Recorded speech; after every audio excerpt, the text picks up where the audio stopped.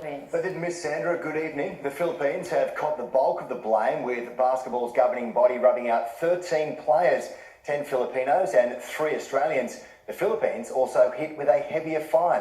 Brittany Lane has more. Yeah, well, after 3 weeks, we've finally heard the fate for those Australian and Philippines basketball players who were involved in the infamous brawl that sent shockwaves around the sporting world. 10 players and 2 coaches from the Philippines side have been suspended from the World Cup qualifiers, ranging from 1 to 6 games, and also slapped with a $330,000 escape punishment, with Daniel Kickett hit with the heaviest penalty of 5 games.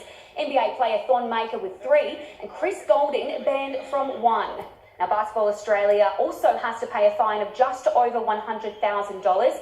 We heard from CEO Anthony Moore moments ago. It's unlikely from a Basketball Australia perspective that we'll appeal, but we do have a scheduled board meeting tomorrow. The allegations of racism that were made, both by some sections of the Australian media, were proven to be absolutely baseless. They weren't a contributor to any of the incident that occurred, and they were found to be actually no substantive points in relation to racism. Now, FIBA has banned the referees who were involved in that game for a year, and the Philippines basketball team will have to play their next home game behind closed doors, with crowds banned from watching. The suspensions won't affect any of the Australian home sides.